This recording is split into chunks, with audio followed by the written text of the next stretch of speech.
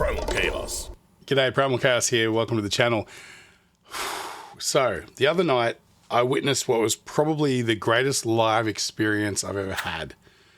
And that was Aurora live at the Sydney Opera House. And anyone who's ever been to the Sydney Opera House knows that it's possibly one of the foremost venues in the world.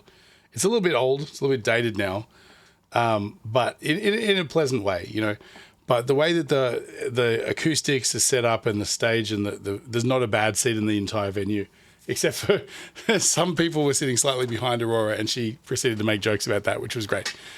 But it was something to behold. And, you know, the venue notwithstanding, I don't think I've ever witnessed a performer who is as locked in and engaged and absolutely perfect as what I saw with Aurora. Now, I know some Aurora songs. I listened to a few of her songs here and there, and I've definitely reacted to a couple. And I've definitely heard this song before, but never to the point of critically listening to it and analysing it. And I heard it at the show, which is part of the reason I chose to do this one, even though it doesn't actually have a music video. It's just a visualizer.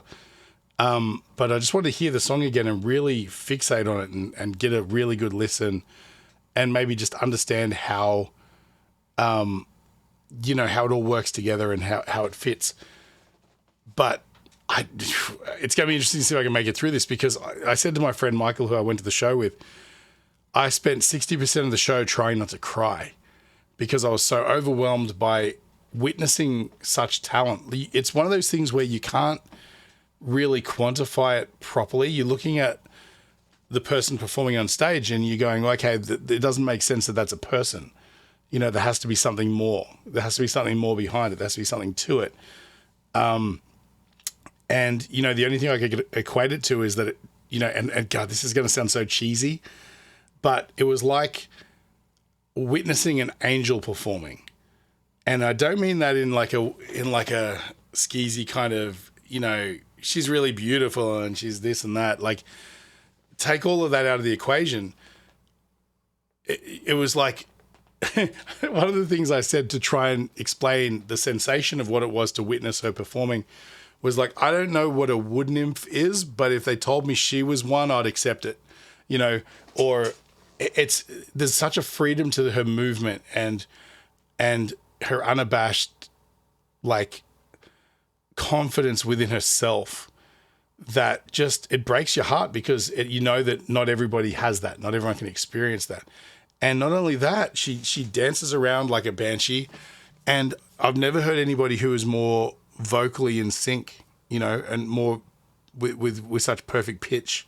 She didn't miss a note all night. Was there points where she might have been a little bit out of breath? Sure, but not at the cost of the quality of her performance or her notes. Her pitch is like nothing I've ever heard. Like, most singers at best will spend a lot of time singing up to the note and hitting the note, but it always feels a little bit more labored. It feels a little bit more like you're reaching. Whereas Aurora just seems to be able to just present the music as if she's channeling it from someplace else. And it's so effortless and seamless and brilliant. I just struggled to quantify what I was witnessing. And the way that she just brought the audience to life. And I mean, it has to be said too, the band was just, she did so much with so little, but she's obviously, or whoever's sort of put the tour together or whatever, has handpicked some of the greatest musicians I've ever seen. The guitar player needs a video just for himself. He was absolutely stunning. But the backing vocalist, everybody, I'm not sure if the drummer sang, but everybody else did. The keyboard player, separate backing vocalist, drummer. That was it. But spot on all night. Not a single dropped note, not a missed opportunity. Everything was as good as you could expect it to be, except it was performed live. And it almost seemed like it was performed live for you, or for, you know, I guess the group mind of the audience, because we all felt connected. It all felt like everybody was there witnessing something. Which was, yeah, it was a fantastic experience. So we're going to check out Aurora, A Dangerous Thing today. Again, I have heard this song before, but I've found that going back through and analyzing them gives you a different perspective. It gives you a different sort of, a different level of clarity rather than just listening to something on in the background, you know. So don't be afraid. This will still be an interesting reaction.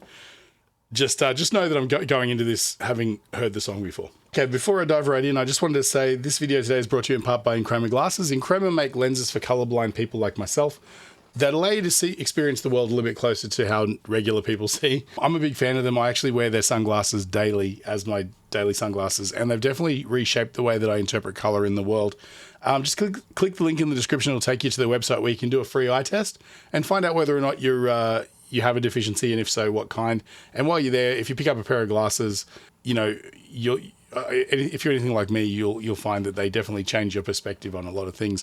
Also, check out primalchaos.com. That's my merch site. At the moment, I'm sort of checking out this one here.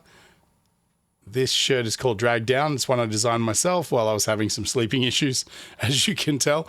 But yeah, I quite like this. You can get the shirt in a bunch of different colors. I'm also going to make female versions of this as well at some point. So if you want one of those, hit me up and I'll make sure it happens. So let's jump right in. Here we go. Aurora, A Dangerous Thing. Now, there's no video clip for this one, which is a bit of a shame because part of her charm is the way that she moves. But let's focus on the song and the vocals today. Something about you is soft like an angel, and something inside you is violence and danger. I knew from the moment we met, you are a dangerous thing.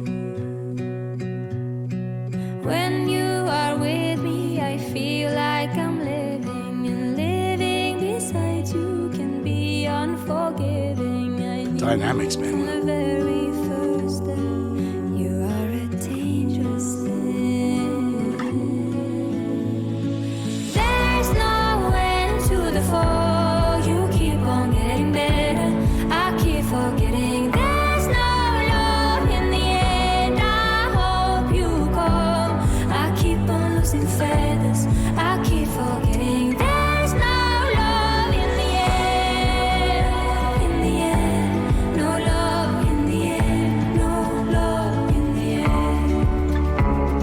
end. Something about you is warm and so.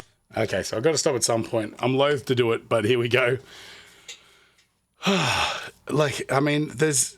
And if you watched any of my other reactions to Aurora, you know that this is the sentiment that I have is that it just breaks me inside so much that for her this seems so effortless.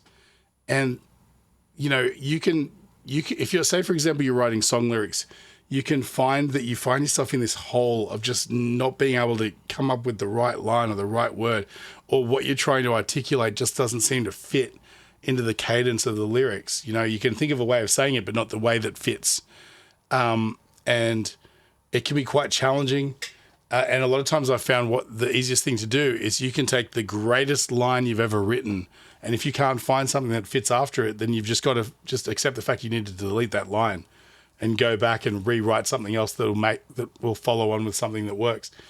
And that can be tough. That's hard on the ego as well. But, you know, all of these like challenges, like, you know, having to retake something in the studio because you're just not getting it, or not being able to compose the lyrics the way you want, or you got a sound in your head that you're trying to figure out, like the harmony, you know, maybe you want something a little sinister sounding, or you want something, or something that sort of moves down the, you know, whatever the case may be. You just can't find the note. You can't find that flavor that you're missing in that bit, you know. And these are all things that are challenges with songwriters. And I feel like somehow Aurora exists in a world where that's not a thing. It feels like everything's already manifested in the universe and it's just channeled through her effortlessly. And look, I don't want to diminish her effort and what goes into it, but I just sometimes wonder if there's something else going on there on a spiritual level that allows her to exist outside of the challenge of being human, right? I mean, the way that I sort of could interpret that via what I just heard is, again, the vocals are effortless and flawless. The backing vocals, which in this case sound like her. I know live she has separate backing vocals, obviously, but you can hear it sort of sounds too much like her to not be her.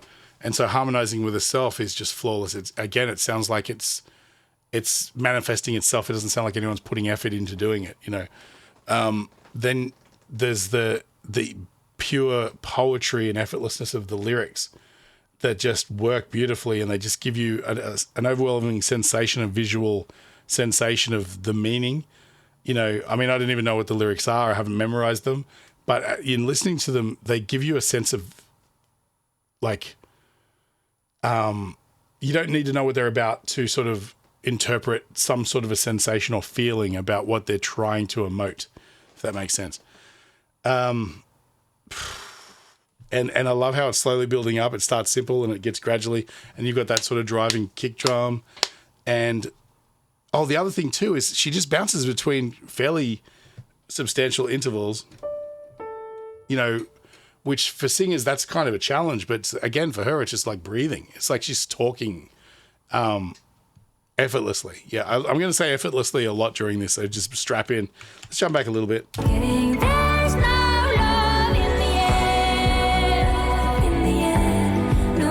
And see how she goes from that just velvety softness to that hard nasally kind of sound. And the interesting thing about that is she can be so breathy, and then she's just really strident all of a sudden. And it's always a choice. It's to add drama and to add a little bit of tension. But what I found is when she did those big sort of like strident notes, they filled up the stadium, you know, like you could just, it was almost like a punch in the face, and then she would just bring it right down. In fact, I have to say the band was possibly the most dynamic sounding band I've ever heard too. They could really soften it down, but then they could just explode with just a racket if they wanted to. And that was really impressive to witness.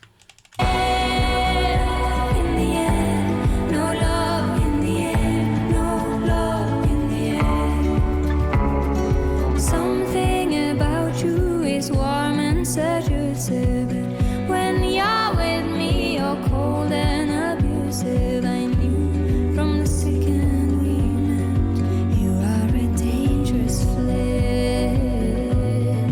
You are a dangerous flame. Oh, there was just a cool little reverse reverb there. You are a dangerous flame.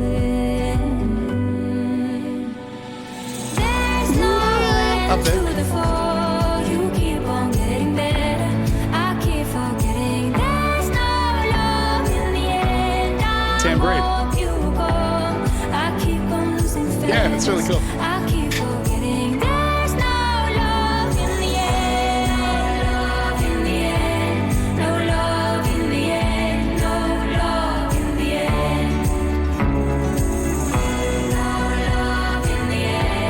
No love in the end. No love in the end. I don't think I know myself without your help. I wonder why have you got a heaven deep inside of me. Oh, it's a beautiful reverb too. Keep the light on, it keeps me warm. I hate it when I fall for your illusion of love. I know this is not love.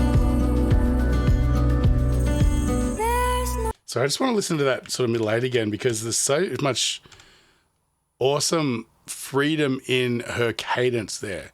You know, the rest of the song is pretty sort of following a groove. deep inside of me. I Yeah. Just when it comes into this vocal, it's a little bit more spoken word and a little bit more. without your help. I wonder why have you got a heaven deep inside of me. I keep the light on, it keeps me warm. I hate it when I fall for your illusion of love. I know this is not love. It's just really sort of organically sort of flowing, you know. Into the fall, you keep on getting better. There's no love in the end. I hope you're gone. I keep on losing feathers. I keep forgetting. Love that line. There's no love in the end. There's no end to the fall. You keep on getting. So I just want to, how that part jumps in there. I love that there's a volume swell in the backing vocals that kind of allude to where you're going. There's no love in the end. I hope you're gone. I keep on losing feathers. I keep forgetting. There's no love in the end. that's just so uplifting, right? You keep on getting better. I keep forgetting there's no love in the end. I hope you go. I keep on losing feathers. I keep forgetting there's no love in the end. No love in the end. No love in the end. No love in the end. No love in the end. No love in the end. No love in the end.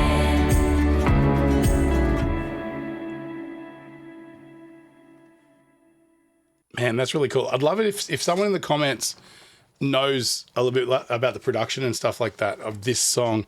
I'd love to know if the guys that she's touring with are the same people who recorded on this production, because the guitar players, I know the guy who was playing live at the show I witnessed was just a really unique guitar player.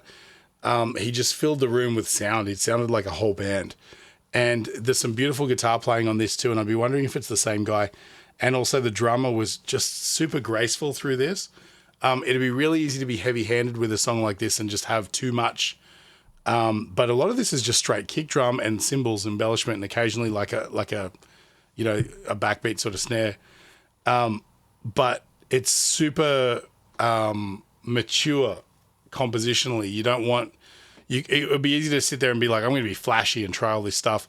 And what they're doing isn't simple. It's super nuanced, but it sort of sits in the background comfortably and serves the song rather than itself. And, whoever produced and mixed it and stuff like that, the production's stunning. There's beautiful reverbs, the way that all the backing vocals sit, the dynamics of the whole thing. It's not hugely compressed so that you lose the magic of when everything lifts towards the end.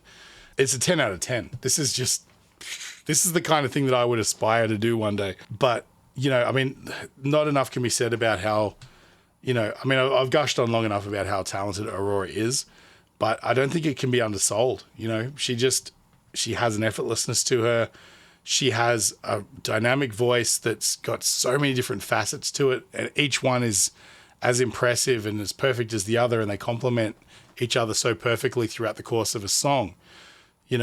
My advice to you would be that if you haven't witnessed a live Aurora show, go and see her whenever you can and witness her at a venue that is suitable. Like your typical rock concert venue, if that's all you can get, then fine. But definitely try to go somewhere, if you can, that will match the caliber of the performance that you're going to witness. Now, I don't want to lie to you. This is a bare bones production. And maybe that's what they brought to Australia.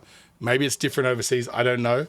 But picture this. You're looking down at the stage from a beautiful stadium seating sort of thing, or I guess like a concert hall seating sort of thing in the Opera House. And on stage there's carpet. She's got the guitar player to the right, the drummer behind him, keyboard player on the left, and backing vocalist in front of her. Aurora's in center stage with some room to dance around. And there's some basic lighting, and there's a giant spotlight that hits the back wall and looks like a moon or a sun and just floods everything with color. And there's, the occasional spotlight and some strobes and things that they pull out every once in a while. But this isn't one of those $10 billion production tours where there's screens and visualizations and things. And to be honest, it doesn't need to be. I recently saw Bring Me the Horizon, and their production was absolutely breathtaking. The show was amazing. It was all pitch perfect, perfectly manicured set list and performance. And, that they've done it 1,000 times because everything felt like it was a clockwork machine. But Aurora would be saturated by all of that if she was pushed in front of that sort of production. You need it to be simple. You want to feel like you're standing there in a lounge room with her performing it, but it can't be understated just how perfect everything was, just like this song. And, in order for most people to come up with something like this, it would be like Sisyphus pushing the boulder up the hill to get to this level of competency and brilliance. But again, somehow, I guess when you get the right people around you playing, on the track and things like that, it doesn't hurt. But at the end of the day, it takes the person standing in front of the mic and the authenticity of the talent to really sell it. And that's what you're witnessing here. That's what you're seeing. man, what an experience. It just moves me every time because it's like watching, some people would, watch Michael Jordan throw the game-winning basket or something, and that to them is the greatest moment of their life, and that's what makes them emotional.